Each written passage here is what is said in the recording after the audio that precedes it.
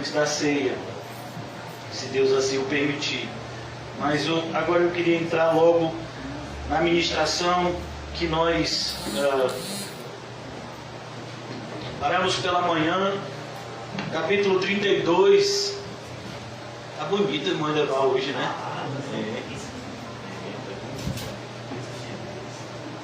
E ele baixa assim a máscara, dá para ver que a barba dele está crescendo. Capítulo 32 de Êxodo, capítulo 32 de Êxodo. Nós iniciamos hoje falando que o bezerro de ouro ainda está vivo. Infelizmente, ele ainda está vivo na vida de muitos que se dizem cristãos. Mas hoje à noite nós vamos falar da destruição. O título da nossa mensagem é Destruindo o bezerro de ouro. Amém? Amém.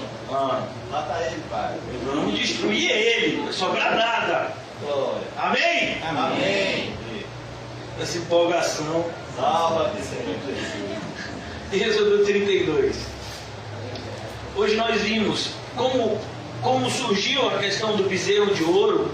Moisés sobe no monte para orar, o povo não aguenta esperar e revela então aquilo que já estava no coração deles, que eles não queriam um Deus santo, santo, santo, mas eles queriam um Deus que fosse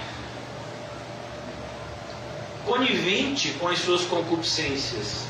Infelizmente é esse tipo de Deus que a maioria das pessoas desejam. Um Deus que seja como a gente. Perceba que apesar de Jesus ter sido tentado em tudo como nós, é importante a gente entender que ele nunca pecou. Então, cuidado. Nós paramos no versículo 25, eu queria tomar hoje, na verdade nós paramos no versículo 26, 25 hoje pela manhã, eu queria retomar a partir do versículo 25. Uma vez que o bezerro de ouro foi destruído por Moisés, mas olha que coisa impactante. Perceba, irmãos, que facilmente nós nos desviamos. Mas voltar ao primeiro amor é algo muito difícil. E aqui Moisés vai mostrar para a gente como nós precisamos ser pessoas aguerridas e precisamos ser pessoas severas conosco mesmo, para que nós não venhamos a ter um dano ainda maior. Versículo 25. Vendo Moisés que o povo estava desenfreado, eu falei já hoje pela manhã, o povo evangélico está sem freio. E o mais impactante dessa passagem, isso eu não disse hoje pela manhã, é que se você perceber no decorrer do texto, no capítulo 32, Moisés já tinha destruído o bezerro de ouro. Mas o povo continuava desenfreado. O bezerro já tinha sido destruído. Moisés já tinha feito o bezerro em pó, queimou o bezerro, jogou na água. E o povo continuava desenfreado. E perceba que todas as vezes que essa palavra no original ela é usada, desenfreado, é sempre no sentido de imoralidade, de orgias, festividades pecaminosas. O povo está desenfreado, o povo não quer saber de compromisso com Deus. É como nós falamos, o Deus das pessoas é o próprio ventre. Eles querem uma vida melhor, uma vida mais tranquila, uma vida onde a alegria mundana seja mais perceptível. E é isso, as pessoas não medem esforços para a satisfação das suas concupiscências. Você vê que em plena pandemia, mas se você acompanha os noticiários, você vai ver, continuam-se os protestos, continuam-se, hoje de manhã a gente teve um que atrapalhou o final do culto. Então, as pessoas continuam na manifestação, continua o consumo de bebida alcoólica. E se você prestar atenção, às vezes o consumo até aumenta. Porque uma vez que as pessoas estão limitadas Elas não podem mais sair, não podem mais viajar, ir para a praia, fazer, acontecer. Então tem que ficar em casa. Então vai encher a cara em casa, na rua. Essa é a ideia. O povo estava desenfreado.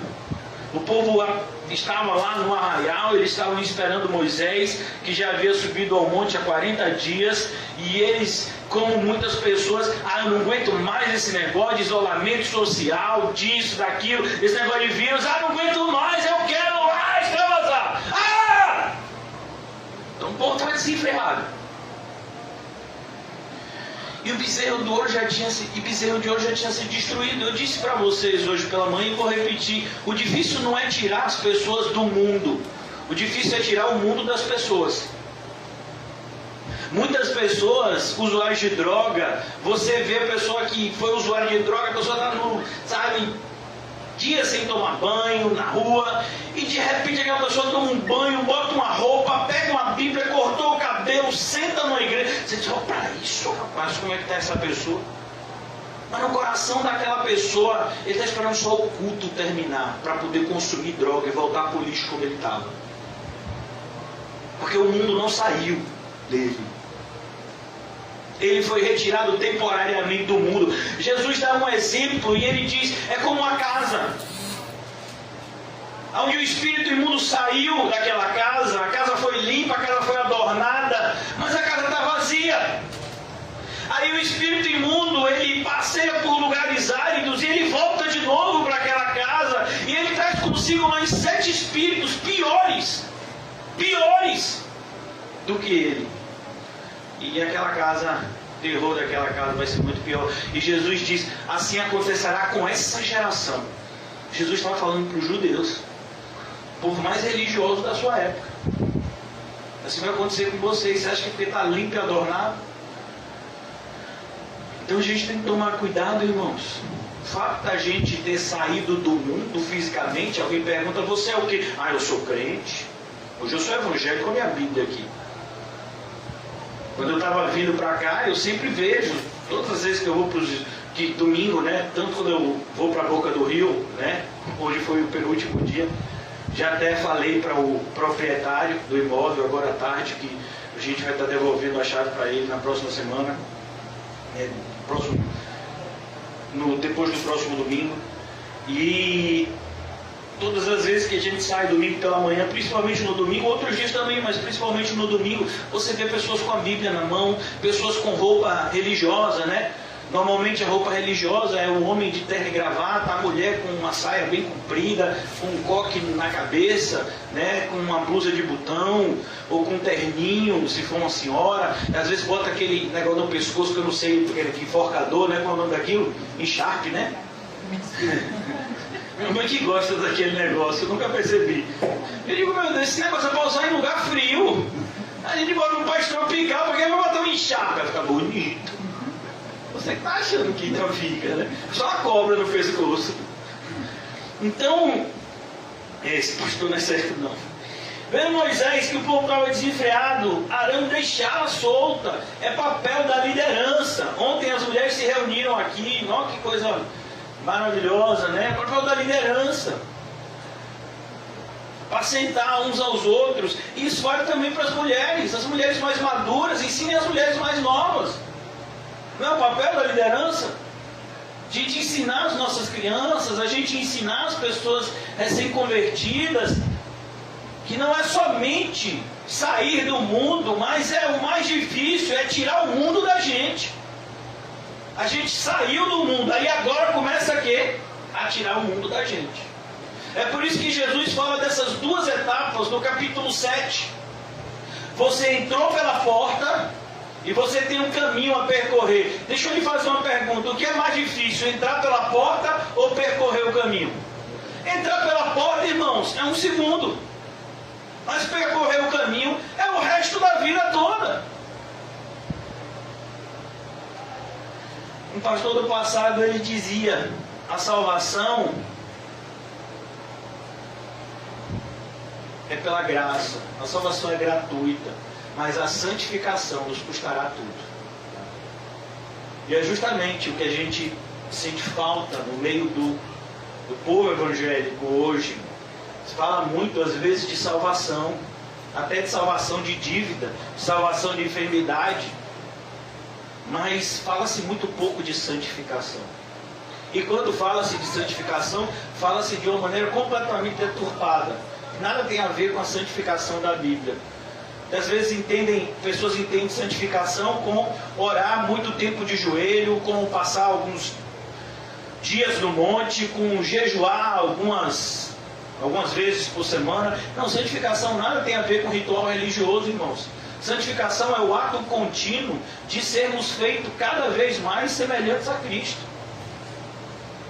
Quando o apóstolo Paulo fala sobre santificação em Efésios, ele diz assim: não vos embriagueis com vinho, mas enchei-vos do Espírito. Ali, encher-se do Espírito Santo significa viver uma vida santa. Aí ele diz: honre o seu pai, esposa, trate o seu marido da maneira correta, marido trate a esposa da maneira correta, filho trate o pai da maneira correta, pai trate o filho da maneira correta, patrão trate o empregado da maneira correta, empregado trate o seu empregador da maneira correta. Isso é santificação. Mas às vezes a pessoa acha que santificação é botar uma roupa e pegar uma Bíblia que pesa 2 quilos. E aqui o povo, e é isso que assusta nessa passagem. Eu meditei bastante nessa passagem. Outras oportunidades a gente já pregou sobre ela, mas assim, cada vez que a gente mergulha nela, a gente vê coisas novas, como agora. O bezerro já havia sido destruído, mas ele não havia saído do coração do povo. Esse é o problema.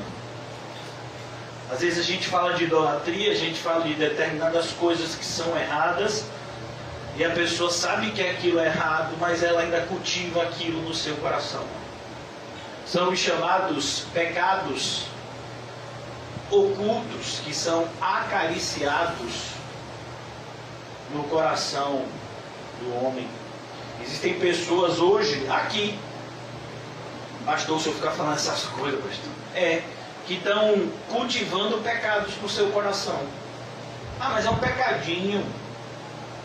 É como aquela pessoa que pegou um filhote de leão, né? E ela tá... Você já viu um filhote de leão quando tá novinho? Ele parece um brinquedinho de pelúcia.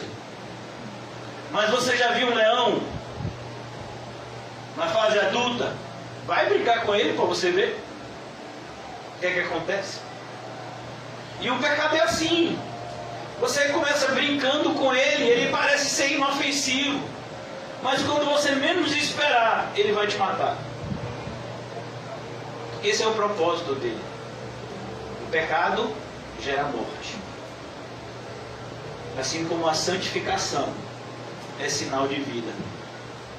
Então aqui Arão, ele é responsabilizado, porque cumpria Arão manter-se firme em relação a tomar conta do povo na ausência de Moisés. Esse é o papel da igreja. Esse é o papel da liderança na igreja. Ainda que as pessoas, e quem disse isso foi um pastor do passado, se não me engano, eu não sei se ele está vivo ainda, se faleceu tem pouco tempo, chamado Joe Stott.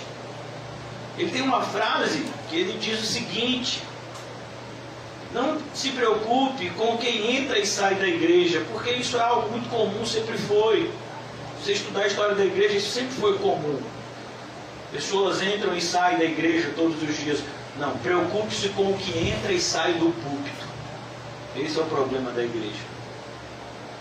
O púlpito hoje em dia tem sido uma vergonha. Tem não somente deixado o povo sem freios, como influenciado o povo a ficar sem freios. E tudo isso no meio dos nossos inimigos. Porque perceba o que diz 1 de João: nós somos de Deus, amém? Você acha que você é de Deus? Eu acredito que você acha que é de Deus, senão você não estaria aqui.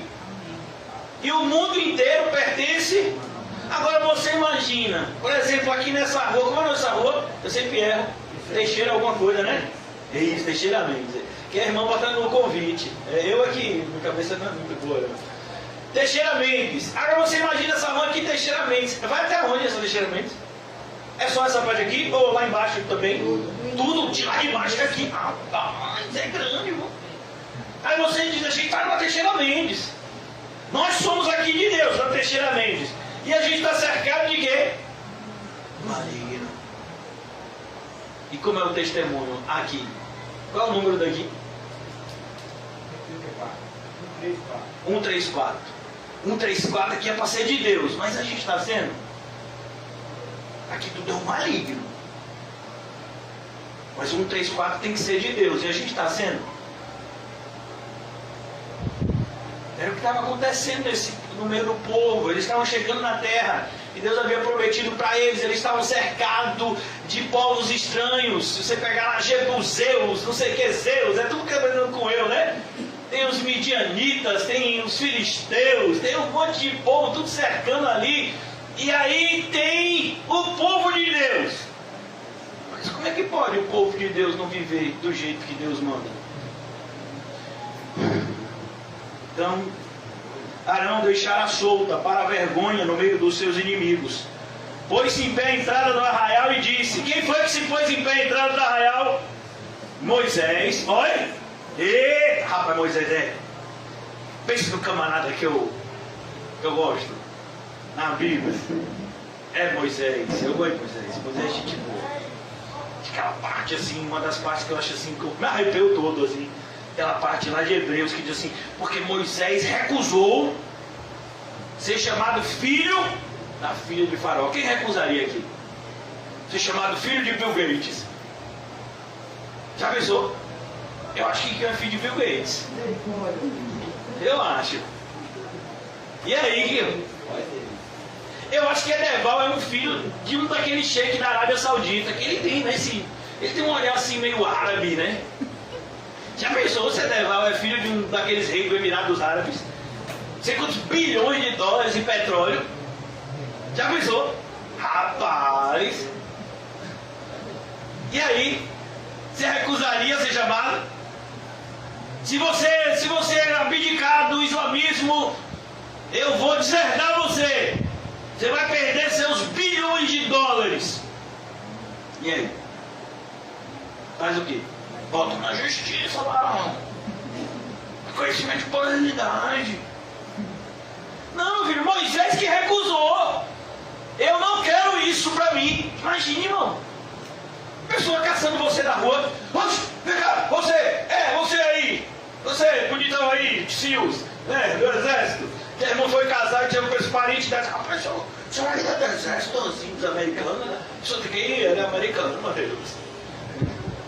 Mateus, eu tenho aqui $1 milhão para te dar. Mateus disse: não quero. Estou satisfeito com o meu salário no meu trabalho. A irmã Fabiana diz: Mateus, vai orar. Vai orar, Mateus. Deixa orgulhoso. Recusasse $1 milhão, imagine, com dólar, do preço que está, 5 milhões de reais, assim. Há um dízimo disso, Mateus. Dá para abrir a igreja de Itapuã. Tá pensando. A gente traz aqueles pastor famoso, tudo de São Paulo para cá. Você recusaria ser chamado filho da filha de Faraó? Já pensou, irmão? Moisés recusou. Receba a autoridade espiritual de Moisés. Deus perguntou a Moisés assim: Moisés, eu vou dar o que você quiser. Moisés disse: eu quero ver a tua glória. Já imaginou um homem assim, irmão? Moisés, eu vou fazer um povo a partir de você. Moisés intercedeu pelo preço desse camarada que não valia nada, eu e você. Moisés é um tipo de Cristo, irmão. Olha que coisa. Ele aponta para Cristo. Mostrando isso. Moisés diz: não, Deus não destrói o povo não. Que é isso, teu nome. Você jurou lá para Abraão, Isaac, Jacó. O que o povo vai dizer? Olha como Moisés estava preocupado com o nome de Deus. Imagina. Por que Deus se alegra com Moisés? Por isso que quando Miriam e Arão foram mexer com Moisés lá na frente, junto com a galera do mal, Deus fala: olha, Moisés é meu servo. Eu falo com os profetas também, mas com Moisés é diferente. Eu falo face a face. E se tiver problema com isso, venha falar comigo. Não é ficar animal de Moisés não, viu? Deus joga duro. Vai mexer com Moisés para você ver o que Deus faz. Você não diga nada, seu Balaão. E ele diz aqui, pôs-se em pé na entrada do arraial. Na entrada. Arraial, irmãos, era como se chamava o assentamento do povo. O povo estava andando no deserto. E eles, então, quando a nuvem parava, eles paravam e montavam as barracas, as tendas. Então dava-se o nome disso de arraial. Era o chamado o assentamento do povo, quando o povo estava andando pelo meio do deserto. Então o arraial tinha era esse significado. E ele parou na entrada do arraial. Quem é do Senhor, vem até mim. Eu tenho que fazer essa pergunta para você. Quem é do Senhor, levanta a mão. Só isso? Rapaz. Quem é do Senhor, levanta a mão. Estaquinha, Senhor, não, Estaquinha. Hein? Quem é do Senhor? Moisés fez essa pergunta, irmão. Já pensou se você fica...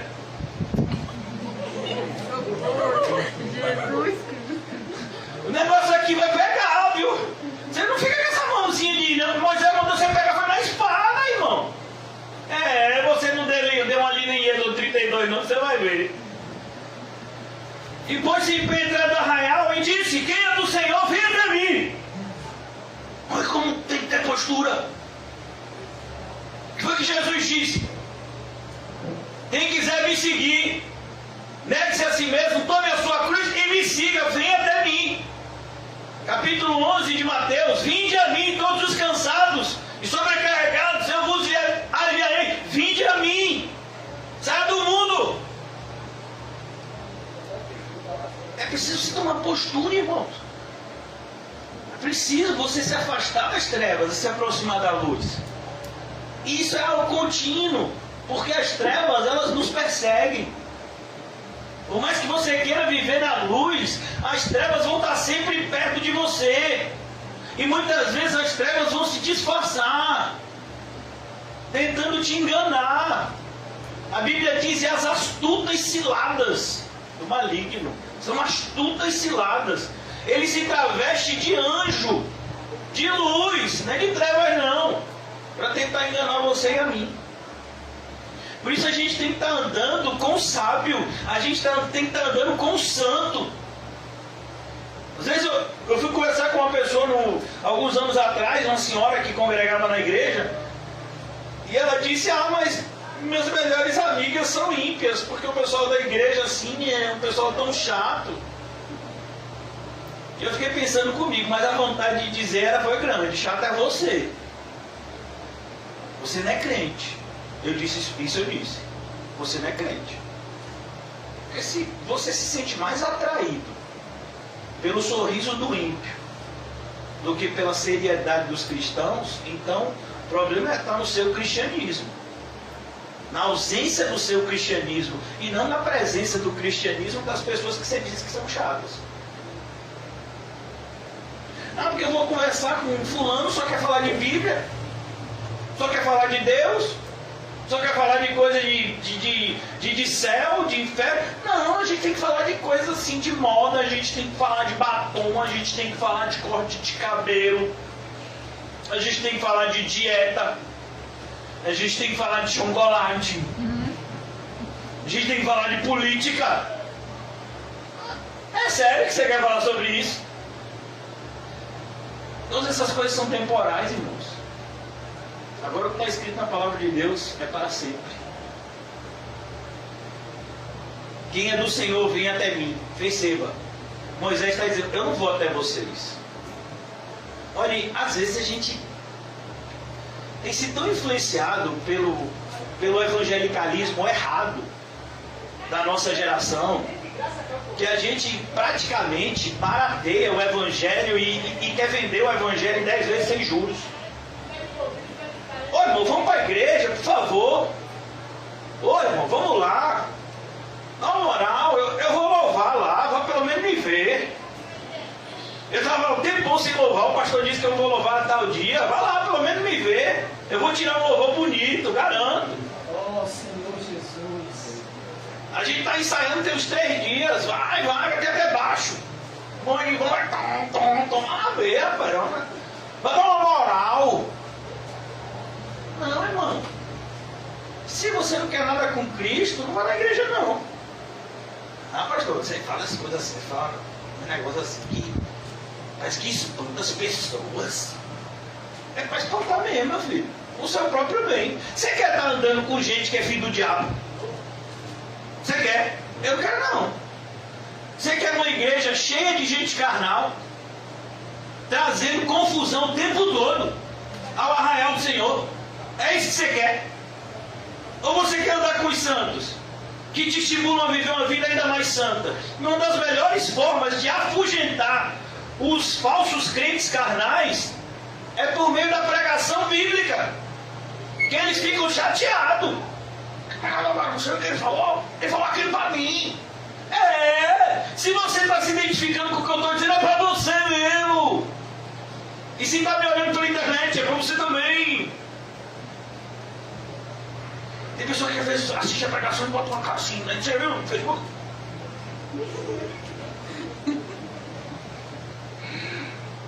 Oh, Senhor Jesus.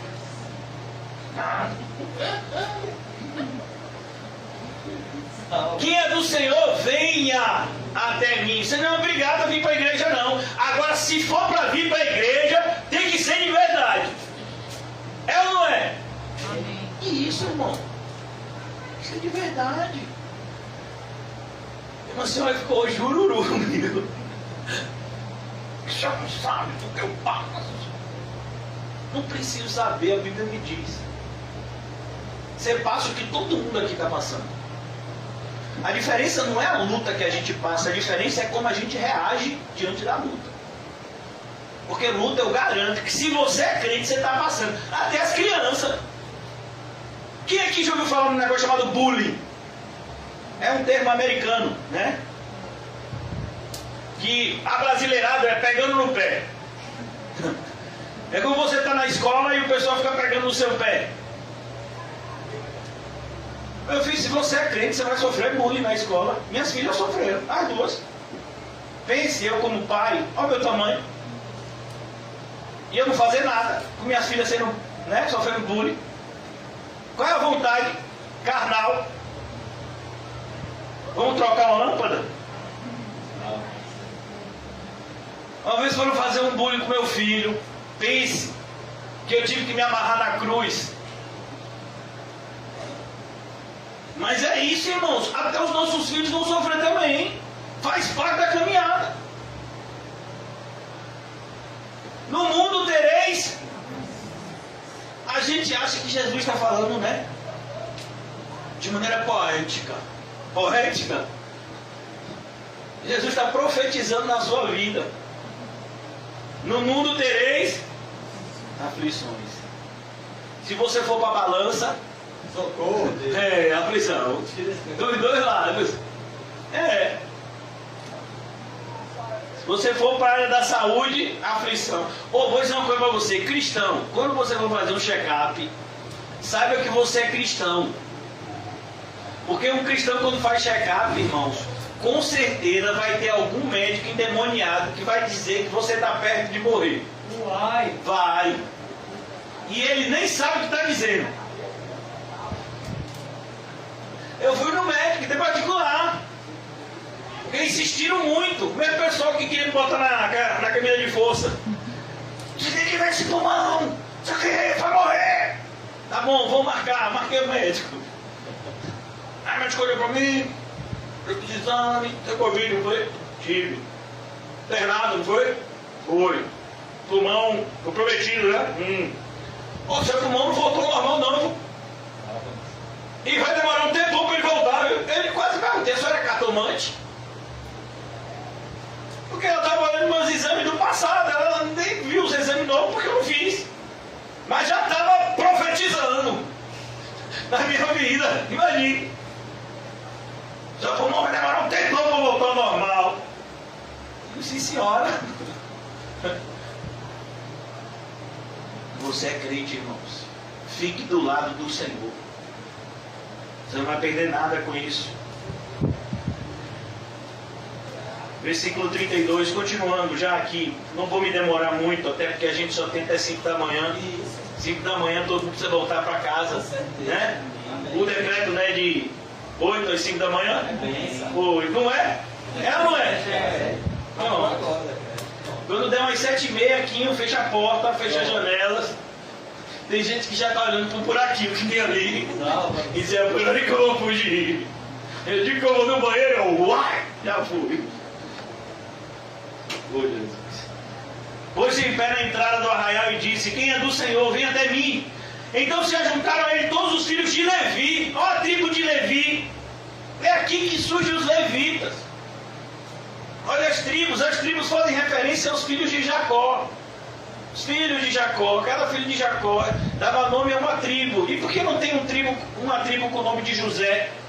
Em virtude da obediência de José, ele recebeu uma bênção dobrada. E não tem uma tribo com o nome de José, mas duas. Duas tribos, os dois filhos de José, Efraim e Manassés, dão nome às tribos. Por isso são 13 tribos e não 12. A 13ª tribo, que é justamente a tribo de Levi, ela não tem herança aqui na terra, ela tem sua porção no céu. E a separação começa aqui, por conta desse episódio. Já imaginou isso? É esse episódio que separa a tribo de Levi definitivamente do meio dos demais. Aos quais disse, assim diz o Senhor, o Deus de Israel, cada um cinja a espada. Não é? Vou perguntar de novo, quem é do Senhor? É, meu filho, quem é do Senhor? Mas ele disse, pegue sua espada. Olha, qual é a nossa espada, irmão? A Bíblia. Então quando alguém vier com alguma heresia, com alguma carnalidade herética para perto de você, você dá uma biblada nele. E biblada, meu filho, porque você não entender errado, o pastor mandou, eu vou dar uma biblada. Não, biblada é você responder biblicamente o que ele falou. Amém? Amém. É, pastor, primeiro preciso estudar a Bíblia. Aos quais cinja a espada sobre o lado, passai e tornai a passar pelo arraial. A ideia é passe pelo arraial, passe por todas as barracas do arraial, de porta em porta, e mate cada um seu irmão. Você ouviu? E mate cada um o seu irmão. E aí, irmão? Ah não, mas aqui é Antigo Testamento, é verdade. Aqui é Antigo Testamento. Vocês podem abrir no Novo Testamento comigo? 1 Coríntios 16. Lá vem o pastor. 1 Coríntios 16. Versículo 22. Amém? Pastor, o meu não vai. O meu só vai até o 21. Mentira. 1 Coríntios 22. E se alguém não ama o Senhor, seja anátema. Se alguém não ama o Senhor Jesus, seja maldito. Você sabia disso? Você sabia que todo mundo que não ama o Senhor Jesus é maldito? Nessa mesma, continue em 1 Coríntios.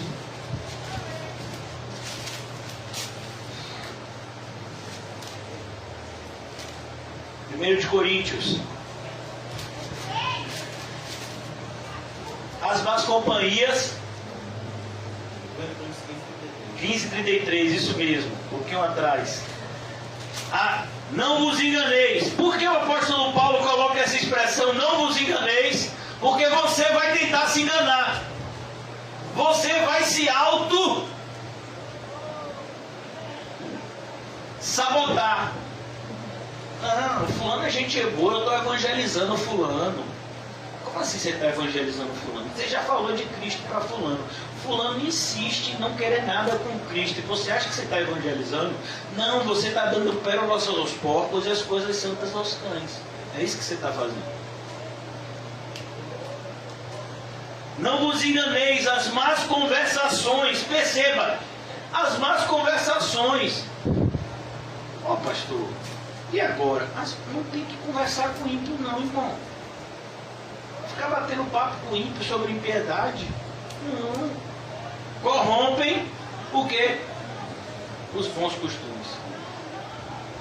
Se você começar a falar de política com alguém, eu garanto que em menos de 5 minutos você está com raiva dos políticos. Tá ou não tá? Tá. Tá ou não tá? Tá. Que aí não fizeram os impostos.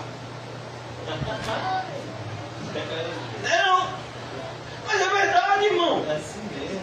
Você viu o preço que está na conta de luz? Gasolina, pão, feijão. Aí pegou pesado. Nossa, Aí pegou pesado. Falou feijão, não fale não do feijão. Viu? tá pegando. E o preço da carne? Uai. A gente não sabe se é carne ou ouro. Fica até com medo de mastigar e de quebrar um dente, né? Porque está tão caro. Meu irmão, me deu 1 quilo de carne. Aí quando o camarada fala o preço, você diz, não, é sem ouro. Só a carne. Eu acho que ele cortou do bezerro de ouro a carne, porque tá. Então se você for conversar sobre esses assuntos, irmão, você vai ficar com raiva. Não vai ficar com raiva do sistema opressor. Não, eu vou conversar do céu, aqui no mundo é assim difícil mesmo, as coisas tão caras, tá assim mesmo. Aí, lá no céu vai ser tudo maravilhoso, a gente não vai ter que pagar nada. O Senhor vai ser a nossa luz, não vai precisar pagar Coelma. Não vai ter que pagar em Baza. Graças a Deus. Isso não adianta ficar conversando sobre essas coisas, irmãos. O que não pode ser mudado tem que ser suportado. De graça a Deus, misericórdia. Qual é a oração que Jesus ensinou a gente? O pão nosso de cada dia. Tem que pedir o pão nosso, irmão. Vai ser difícil. Como foi que o diabo encostou em Jesus? Se o teu pai é mesmo Deus, transforma essa pedra em um pão. Por que ele fez isso com Jesus? Porque Jesus estava com fome. Um coração insatisfeito, irmãos, é a porta de entrada para Satanás na nossa vida. Cuidado. Por isso você tem que cortar vínculos. Matar significa cortar vínculos. Por exemplo, em 1 de Coríntios, eu não vou abrir lá de novo, mas em 1 de Coríntios, Paulo fala de um jovem que estava trazendo um grande prejuízo à igreja, literalmente fazendo a mesma coisa que a gente está escrevendo aqui, que a gente está tratando aqui. Ele estava trazendo vergonha à igreja. Ele sendo cristão, ele estava fazendo coisa que nem os ímpios se atreviam a fazer. Manter relacionamento com a mulher do seu pai. Aí todo mundo diz, mas o pai já estava morto. Você sabe se o pai estava morto? A sua Bíblia diz isso? Ele mantinha relacionamento com a mulher morta do pai, tinha isso assim? Você sabe disso? Eu não sei. Diz que o que ele está fazendo é um negócio muito sério. E que todo mundo da igreja sabia e não fazia nada. Paulo disse, eu vou fazer. Seja entregue a Satanás. É isso aqui, cortar vínculos. Igreja para quem quer viver uma vida santa. Igreja para quem quer deixar para trás o pecado. É quem quer motivação para lutar contra os resquícios do pecado que ainda nos tentam. É isso que é a igreja, é para aqueles que querem viver como luz e ser luz. Mas quem quer viver debaixo das trevas, a igreja não é o lugar deles, é o mundo que é o lugar deles. Por isso a gente tem que ter essa espada do Espírito, que é a palavra de Deus, que faz separação. Olha que coisa interessante, Jesus falou sobre esse tema. Jesus disse, vocês pensam que eu vim trazer a paz? Como muita gente diz, não, mas é porque Jesus ele veio trazer a paz. Não importa a sua religião, não importa se você é do candomblé, se você é do islamismo, se você é do judaísmo, se você é do catolicismo, não importa, o importante é você ser uma pessoa boa. É isso que Jesus pregava. Jesus não pregava nada disso. Jesus disse, vocês acham que eu vim trazer a paz? Não, eu vim trazer a espada. Vai ter separação dentro de um lar. Uma casa com 5 pessoas, 2 se levantarão contra 3 e 3 contra 2. O pai entregará o seu filho, o filho entregará o seu pai, a nora, a sogra a nora. Olha que coisa, irmãos. Por causa do nome de Jesus, tem que ter separação. Mais uma vez eu vou dizer para você, Não deixe o seu coração enganoso mandar em você. Se você fizer o que o seu coração está mandando, você só vai fazer bobagem. Você só vai agradar o diabo. Porque enganoso é o coração e mais corrupto, perverso do que qualquer coisa que a gente conhece. Você tem que fazer as coisas pelo Espírito e não pela emoção. Então ele diz: passai, tornai a passar pelo arraial, de porta em porta, e mate cada um seu irmão, cada um seu amigo, cada um seu vizinho. Que maravilha, quem dera a gente pudesse matar a carne um do outro. Amém. Não é não, irmão? Me mata. É. Mas é você que vai ter que fazer isso com você. O que Paulo diz? Eu já estou crucificado com Cristo. Não mais vivo eu. É Cristo quem vive em mim. É assim que o cristão tem que viver. Eu quero te ajudar a mortificar a sua carne. E eu vou contar com a ajuda de vocês para mortificar a minha. Se a gente quer viver, a nossa carne tem que morrer. Por isso, irmãos, é papel nosso usar a espada do Espírito para o bem um do outro. A espada não tem que estar na bainha, mas ela tem que estar na sua mão. E você precisa, o mais urgentemente possível, aprender a manuseá-la corretamente. Versículo 28. E fizeram os filhos de Levi segundo a palavra de Moisés, e caíram no povo naquele dia, quantos? 3.000 homens. E eu acho isso tão bonito. Quem se lembra da primeira pregação de Pedro em Atos capítulo 2? Qual era o número? Uns 3.000 homens. Percebeu? O pecado trouxe a morte de quase 3.000 pessoas. A busca pela santificação trouxe a salvação de quase 3.000 pessoas. E aí, como é que vai ser com a gente? A gente vai trazer destruição ou santificação ao arraial de Deus? Tem os dois exemplos na Bíblia. Ou você acha que o número 3.000 é coincidência aqui em Atos 2? Você acha que é coincidência? Por conta da liderança errada de Arão, 3.000 mortes. Por conta da liderança correta de Pedro, 3.000 almas foram salvas. E aí, como é que vai ser a sua liderança? Na sua casa. Isso serve para homem e mulher, viu? A gente sabe que a liderança na igreja compete ao homem, mas as mulheres também têm figura de liderança na vida de outras mulheres, na vida nos seus lares. Por exemplo, a Bíblia diz que a esposa sábia edifica a sua casa. O marido sábio pode edificar a sua casa? Não. Ele é o sacerdote do seu lar. Deve ser. Mas é a esposa sábia que edifica a sua casa. E a tola? A tola faz o quê? Destrói com as suas próprias mãos. Eu vou dar um exemplo na Bíblia. Quem conhece a história de Abigail e Nabal? Se você achar que o seu marido é ruim, é porque você não conheceu Nabal. Quem der uma lida na história de Nabal, vai olhar para o marido, pior possível, e vai dizer: oh, aleluia, obrigado, Senhor. Porque Nabal era um camarada, meu filho, que na fila da ruindade ele passou várias vezes. E uma escolha errada de Nabal ia trazer morte a todo o povo lá da região dele.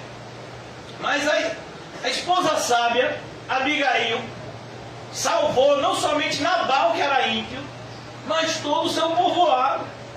Porque Davi ia matar todo mundo. Tanto Davi reconheceu que Abigail era uma mulher sábia, que quando Nabal morreu, e não foi pela espada de Davi, Nabal morreu pela mão de Deus. Quando Nabal morreu, Abigail se casou com quem? Com Davi. Davi disse: essa mulher é sábia, eu quero me casar com ela. Olha que coisa. Perceba que a liderança é importante, irmãos. muitos de nós aqui temos o poder de influenciar. E às vezes a gente não está usando da maneira correta. É por isso, irmãos, às vezes eu fico triste assim, mas a maioria não, mas eu estou sendo, todos do meu passado se afastam de mim, que não querem nada com Cristo, né? Por quê? Porque eu deixo bem claro, eu boto no meu status, eu boto no meu Facebook, eu boto no meu, qual é o nome daquilo? Instagram, eu visto camisa da igreja, eu digo para todos, você é crente. Para deixar bem claro que não quero ver aquele camarada, não, porque camarada dele é negócio de crente, rapaz. É um fanático. Até os meus familiares dizem que eu sou fanático.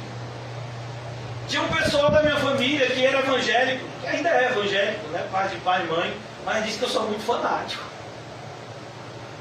Não, o Nino quando se converteu ficou fanático demais.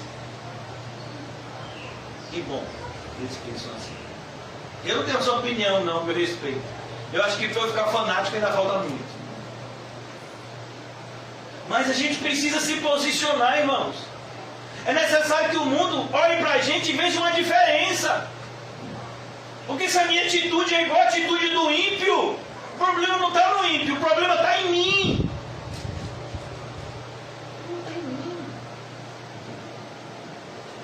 A gente leu sexta-feira aqui, o sujo, suje-se mais ainda. Você é sujo ou você foi lavado pelo sangue de Jesus? Então se você é lavado pelo sangue de Jesus, limpe-se mais ainda. Ah, pastor, mas eu já tenho feito tantas coisas. Meu filho, se você tem feito tantas coisas, deixa eu lhe dizer uma coisa. Quando você é um cristão de verdade, quanto mais você faz as coisas para Deus, mais desejo você tem de fazer. E mais você acha que está fazendo pouco. Aqueles que acham que estão fazendo muito, é porque não estão fazendo quase nada.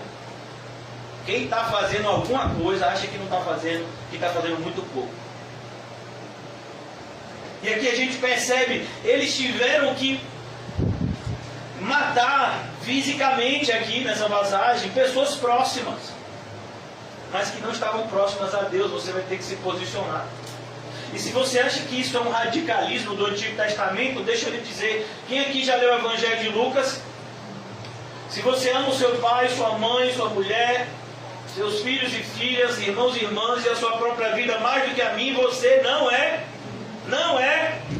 digno de mim. Isso é fanatismo? Não, isso é Bíblia. Isso é Bíblia. Você está disposto a fazer isso? A dizer para o seu ente querido que ele está indo para o inferno, se ele continuar nessa postura? E fizeram os filhos de Levi, segundo a palavra de Moisés, e caíram do povo, naquele dia, uns 3.000 homens. Eu não sei se vocês já se atentaram, quando Pedro pregou em Atos capítulo 2, o povo sentia como que uma faca atravessando a eles. A ideia é, Pedro, enquanto você pregava, o nosso coração era quebrado em 1000 pedaços. O povo se sentia como que sendo transpassado pela pregação de Pedro. E então, vendo-se próximos da morte, eles clamaram: o que nós temos que fazer para ter vida? Pedro diz: arrependam-se e sejam batizados, para que haja perdão dos pecados e vocês recebam o dom de Deus, que é o Espírito Santo. Não é o que está escrito em Atos 2? Exatamente o que está escrito aqui também, irmãos. Mas hoje em dia eu estou me sentindo assim, eu li a Bíblia e eu senti assim que eu sou um pecador, o que eu devo fazer? Você já aceitou Jesus? É por isso que eu não compro esses panfletos bíblicos de livraria evangélica. 99% atrás tem escrito assim: se você quiser aceitar Jesus agora, faça um X no quadradinho e procure a igreja mais próxima. Eu digo, é melhor você mandar a pessoa se matar. É mais fácil. É por isso que os panfletos evangelísticos, aqui na congregação, a gente mesmo confecciona. A gente está até precisando confeccionar mais. É porque a gente ainda está se organizando em relação aos cultos, né? Mas a gente vai fazer mais. Porque esses estão com os horários errados dos cultos, né? Mas a gente pode até riscar parte dos horários e distribuir, porque o texto é muito bonito e bíblico que tem escrito nele. Então a gente tem que prestar atenção, irmãos, que o evangelho que tem aí hoje, a metodologia de se evangelizar hoje é um negócio assim absurdo. Não evangeliza ninguém, que só testemunha contra aqueles que se dizem evangélicos. Não, meu filho, ser cristão significa morrer para o mundo e ser ressuscitado para um novo mundo, o novo céu e a nova terra. É isso que é ser cristão. Pois Moisés dissera, versículo de número 29, já concluindo aqui: consagrai-vos hoje ao Senhor, cada um contra o seu filho. Percebeu aqui? Contra. A palavra consagrar significa tornar para Deus. Pegar algo e ofertar a Deus, isso é consagrar. Pegar algo que é normal, que é ordinário, e apresentar a Deus, fazendo daquilo algo sagrado.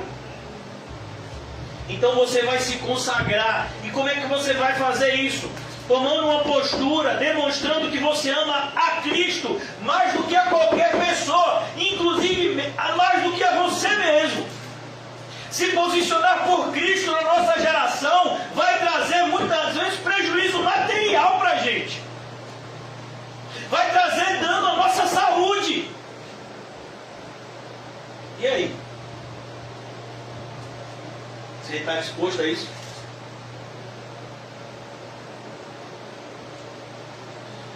Consagrai-vos hoje ao Senhor. Será que nós estamos consagrados? Eu queria pedir para os irmãos preparassem a ceia. A gente vai ceiar. E a ceia é para aqueles que são do Senhor. Antigamente, a gente não é muito adepto, eu particularmente não concordo com isso.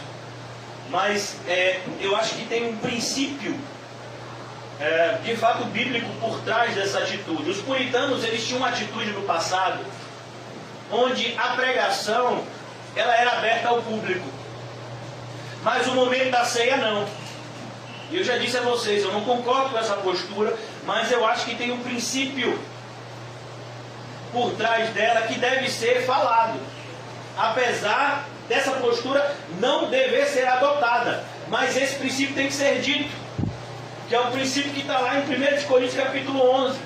Então os puritanos, eles tinham uma atitude onde o culto ele era aberto ao público, mas na hora da ceia do Senhor, ele dizia: todo aquele que não é do Senhor, por favor saia, porque as coisas santas são para os santos. E aí quem não era cristão, quem estava só ouvindo, quem muitas vezes estava com um pé no mundo, um pé em Cristo, se levantava e saía. Algumas pessoas do meio puritano, muitas vezes, era uma das formas de disciplinar até hoje determinadas igrejas. Isso é errado. Determinadas igrejas disciplinam as pessoas fazendo isso. Não, fulano está sem poder cear durante o mês. A gente sabe, obrigado meu irmão, a gente sabe que isso não é bíblico, porque quem tem que se examinar é o próprio homem. Mas é importante você entender que esse momento é diferenciado. Não somente o momento da ceia, mas o momento do nosso ajuntamento. É aí que a gente vê que eles estão errando. Quer dizer que toda a pregação não era santa? Irmãos, onde o povo de Deus está, Deus está. Vocês já prestaram atenção no capítulo 1 de Apocalipse? Como João descreve a visão, e depois o próprio Senhor vai explicar a visão para João. E eu vi o Senhor glorificado. Eu vi também 7 candelabros de ouro, e ele passeava no meio desses candelabros, e ele tinha a sua mão direita 7 estrelas. E João, ao ter essa visão, ele fica maravilhado, mas ele não entende. Tanto não entende que depois tem que ter explicação. E João, as 7 estrelas são os líderes da igreja. E os candelabros são as igrejas. Eu passeio pela minha igreja. A ideia de passear é a ideia de eu estou vendo. Eu estou vendo tudo que está acontecendo. E a gente vai ver depois, os capítulos 2 e 3 de Apocalipse, que das 7 igrejas, somente 2 estavam andando direitinho, as outras 5 estavam fazendo bobagem. A igreja de Éfeso tinha perdido o primeiro amor. A igreja de Tiatira estava tolerando o que Deus não tolera. A igreja de Sardes tinha o nome de quem vive, estava morta. Tinha uma igreja que estava lá com a doutrina de Balaão. Tava a igreja de Filadélfia, de Laodiceia. Jesus estava do lado de fora, era uma igreja orgulhosa, soberba e que não tinha Cristo. Como você fala? E Jesus estava em tudo isso, está passeando no meio das 7 igrejas.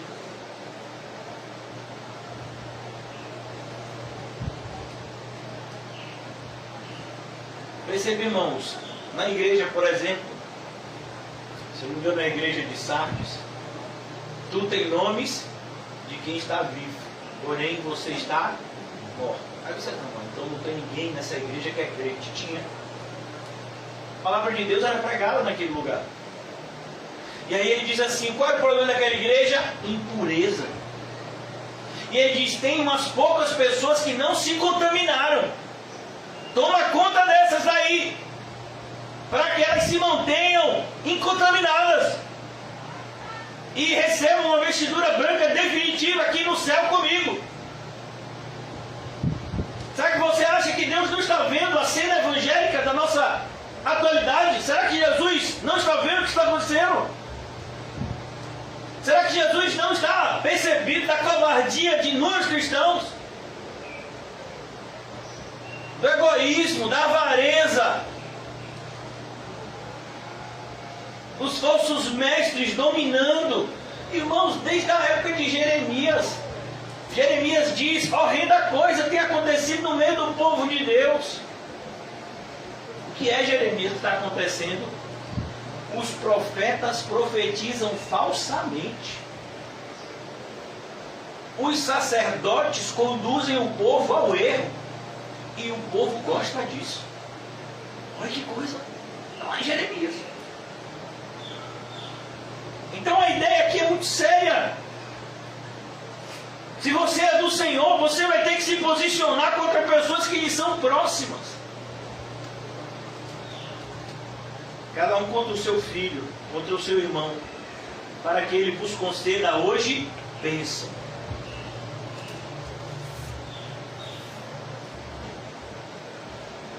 Você quer ser abençoado por Deus? E a ideia aqui, eu não quero que você me entenda errado, não é que você pode adquirir a bênção de Deus de forma alguma. A bênção de Deus, irmãos, é uma consequência daqueles que vivem uma vida correta. Quem vive uma vida correta é abençoado. Quem vive uma vida incorreta aos olhos do Senhor já está amaldiçoado.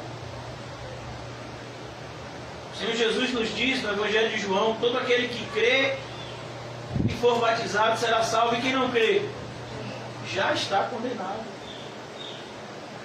Então, se de fato nós queremos viver como bênção e como abençoadores, nós precisamos nos posicionar, como Jesus disse no Sermão do Monte, como sal e luz. Ainda que o mundo nos rejeite, irá nos rejeitar. Ainda que o mundo nos persiga, irá nos perseguir.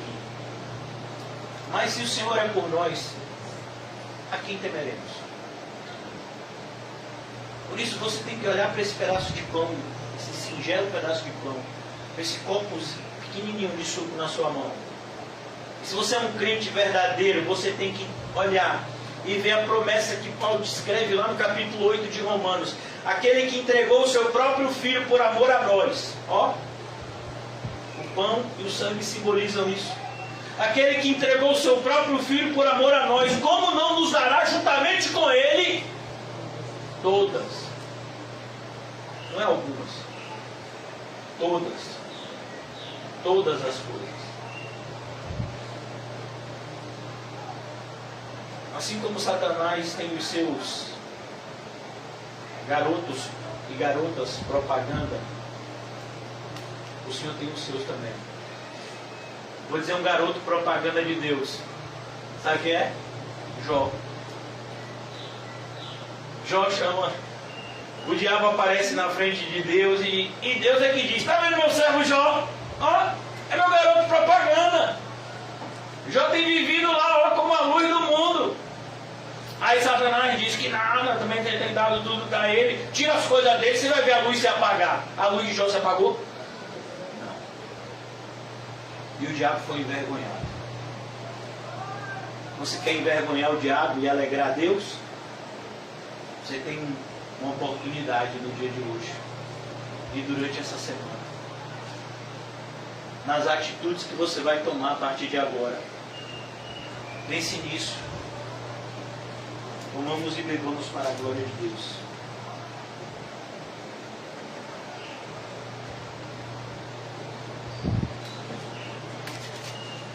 Ó Pai amado,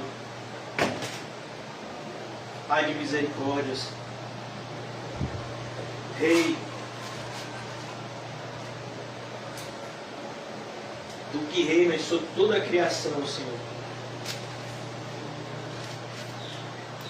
Sonda-nos nessa noite.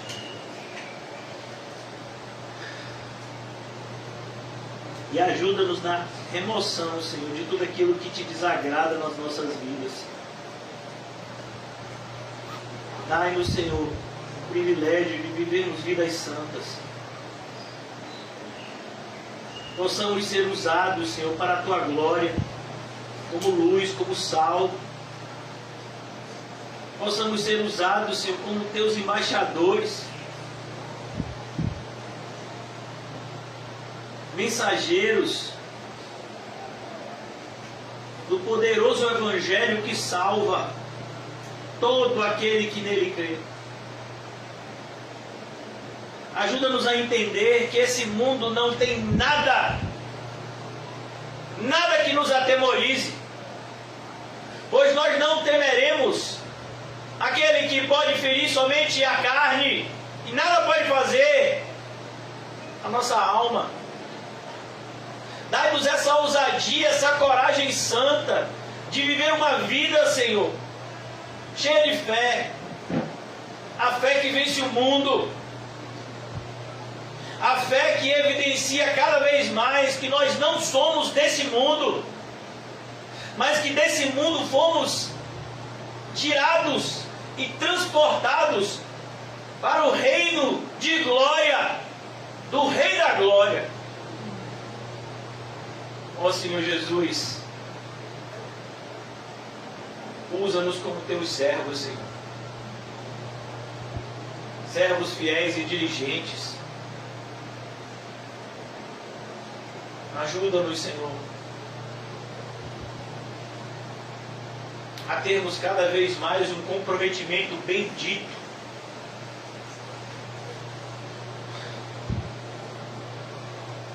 em relação a tudo que o Senhor já fez por nós. E ajuda-nos a enxergar o futuro glorioso que nos aguarda no céu. Enxergando de maneira cada vez mais clara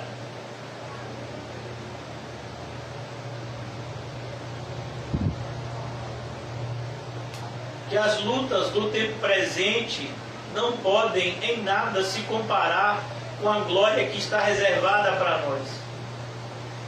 Que a nossa leve e momentânea tribulação produz para nós o eterno peso de glória, acima de toda a comparação. Ó Senhor, Tu mostrastes ao Teu servo Paulo o terceiro céu. Não somos dignos, Senhor, nada parecido. Mas dai-nos por graça, Senhor, a certeza da salvação. Que ela brote em nós como uma pequena semente e cresça como uma árvore frondosa, cada vez mais produzindo frutos que evidenciem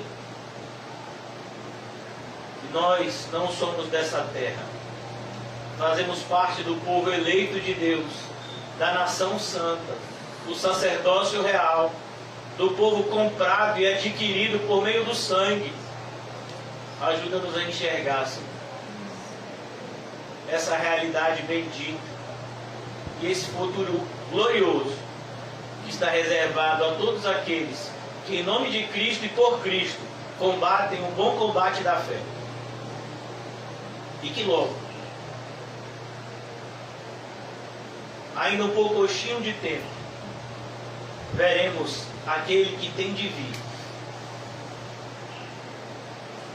Ó Senhor Jesus, que a Tua presença seja cada vez mais sentida nas nossas vidas, Senhor. Nos afastando do pecado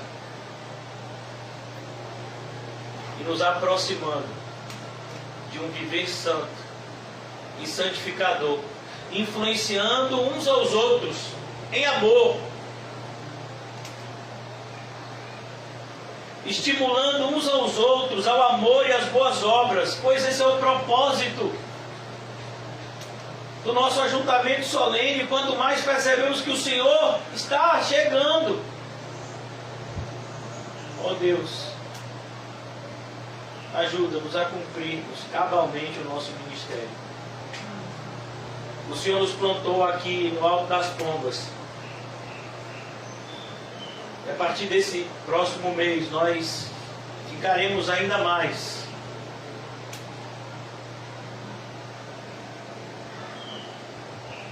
nossos esforços no evangelismo desse local.